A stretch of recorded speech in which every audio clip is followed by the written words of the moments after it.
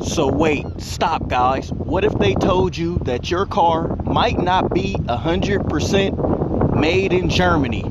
Some of the stuff that Mercedes-Benz won't tell you about this car happens right now. But before we do that, guys, you know what we gotta do. Let's get some angles.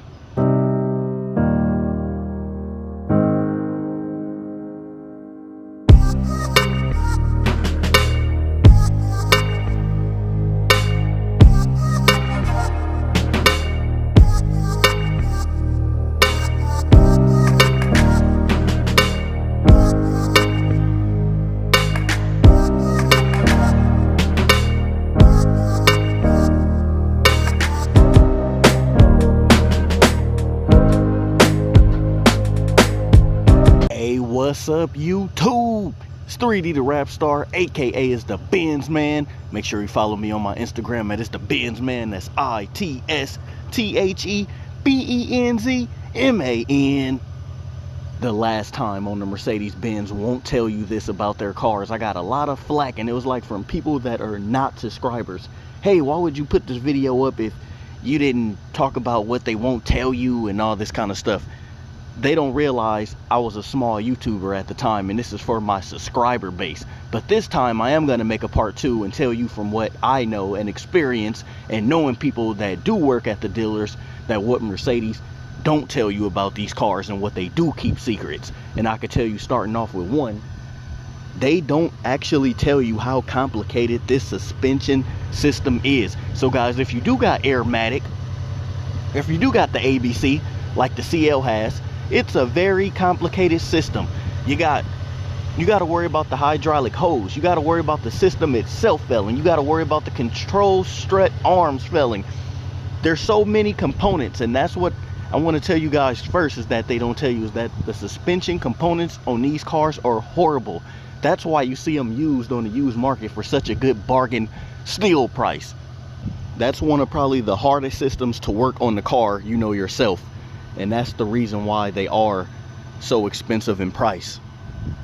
But we see them and we say, whoa, these are good cars, these are good deals. But a lot of people do stay away from them because they know. They don't put in the handbook how these suspensions run. It just say ABC malfunction, see shop, visit shop. What does that actually mean? Go take it somewhere to have it fixed. Number 2 goes hand in hand with that. These cars are designed to keep you at the dealership. Meaning, this is the number 2, guys. This is not in the handbook. This is something they will not tell you guys, and it gets me so frustrated. They're not gonna tell you that these cars are designed to stay in the shop. You need service A, service B. They're computer ran cars that are designed to keep you going back to the dealership for every little thing you need. Why? It's so the dealers can make money. It's so the dealerships can keep money in their pocket. These are expensive cars to run. But guys, if we do it ourselves, guess what? Now it's not that expensive. And we're cutting into the dealer's money, guys. These cars are designed to keep you going back for more repairs and more repairs. It's in the computer. It's designed. Like right now, your car could be running good, but if they run fault codes, it's probably about 20 codes that your car is running bad. It's about 20 or 25 codes that your car is not good. Another thing to point out, guys, is that these cars is not 100% made in Germany. So that made the list on the Mercedes-Benz Won't tell you this about your cars, guys. And a lot of this stuff you guys probably already do know already, but for the casual person, you know, some people probably don't. I didn't know that these cars wasn't 100% made in Germany. When I used to look up the CL, I used to think when you get a car like this, you're getting, you know, a German car. It is essentially registered as a German car, but all the parts don't even come from Germany. Your car might not even never even touch Germany. They do have plants in America where they do make Mercedes-Benz. Like some of the C-classes are coming straight off the line, and just pick a city probably where the headquarters is at. So that's another thing they won't tell you guys, that these cars are not 100% German cars. They're not 100% made in Germany. What goes hand in hand in talking about cars that are made in Germany, actually Mercedes merged with Chrysler, if you guys didn't know. Actually, at the time when I bought the CL, I didn't know that, but if you pop the hood, which it says it right there, Daimler Chrysler AG. That's another thing that sucks about the vehicle, guys. I talked about that in my last video, actually. Another thing to talk about, guys, is parts. These parts do not cost as much as you think. The dealer gets over on you. When you see parts can be $450, labor on the other hand can be $750. So where they're charging you the most money at is for labor, guys. If you could do the car or work on the car yourself, it's highly advised to be a DIY, a do-it-yourselfer. Why? Because the parts are not even really that expensive as people make it out to be. Another thing, these cars are fairly reliable. It just takes a lot of money to keep them on the road, especially the higher end cars, the S classes, the CL, the AMG GT. Those cars just take more and cost more to keep them on their road and keep them on the road, but they are fairly reliable. And another thing particular for this model, for the CL line, is that they didn't really tell us, but which we probably all should know already, is that the CL actually is a S-Class. That's why they revamped it now to the S-Class Coupe, because the CL is essentially just a two-door version of an S-Class, but gave it its own name just for that rareness. And I hate that they changed to the S Coupe, because when they change to the S Coupe, to me it takes away from it being called a CL, because the CL is more rare than the S Class.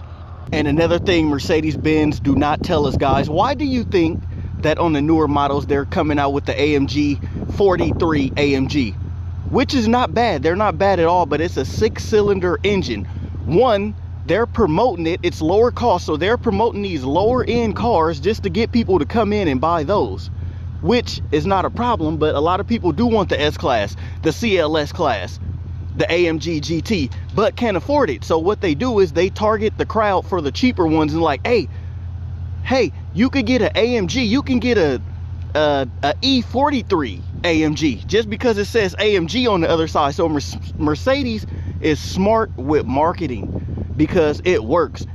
All the older heads and all the people that do have CLs, they love the 63 AMGs. I never liked when they came out with the 6 cylinders, but that's what they're not telling us, is they are targeting people that just want that AMG name. And now you're getting the V6 and they're not hand built by a person anymore. They're just coming off the factory line as a V6 43.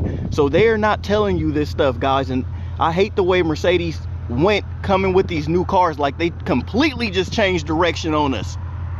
Like, I thought they should have left the 63s to the V8s, but it's like people that ride the lesser tier models, or the entry-level models, do want that 43. They do want their car to say AMG.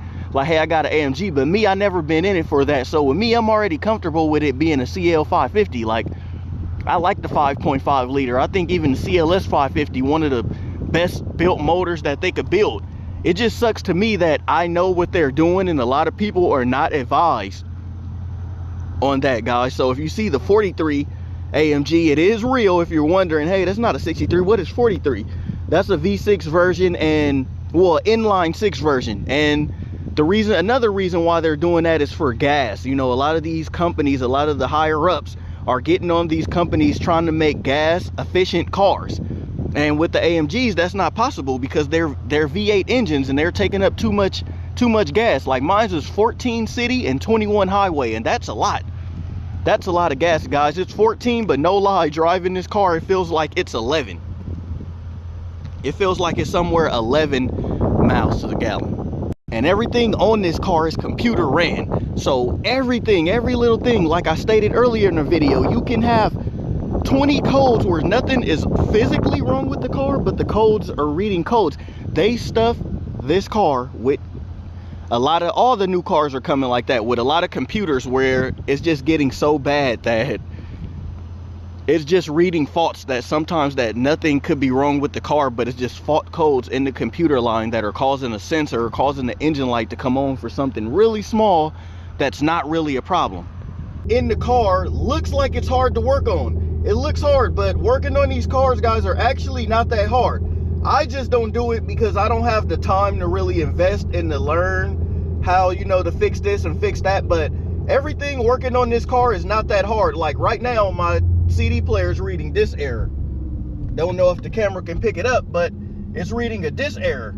And so what that means is that the CD player is not working. But in all reality, these cars are like so easy to work on yourself that That's why they charge so high in the labor. It's like, that's where Mercedes is netting and making their money at.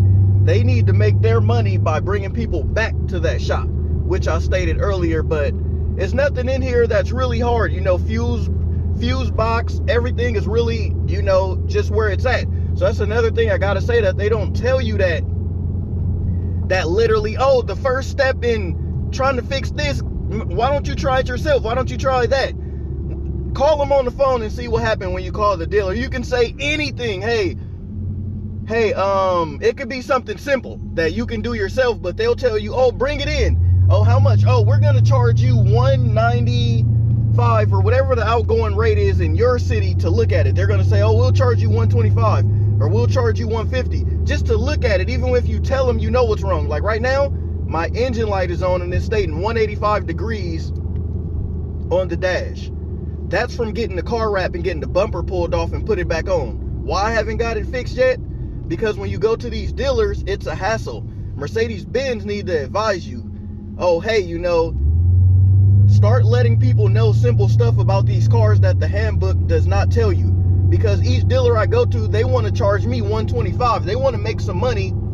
They want to charge me $125. They want to make some money for them to look at it to tell me what's wrong when I already know what it is. The bumper needs to come off and the sensor piece needs to come back on, so it's not a correct reading. And they'll always say, oh, what if it's something else? Maybe something else is wrong. Maybe it is, but at the time being, I know what's wrong with the cars. So like I stated in another video, guys, the dealers are not on your side. They never told us much about the push button start stop. So when it first came out, like, I didn't know. I'm sorry, guys, I wasn't a big car head. I didn't know that this thing comes out.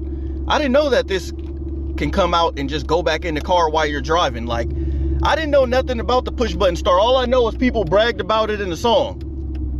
No keys, push to start. I knew that, but what does it actually do? We know put your foot on the brake and it starts the car, but we knew nothing else about it. Like, I wish they would explain more about that also.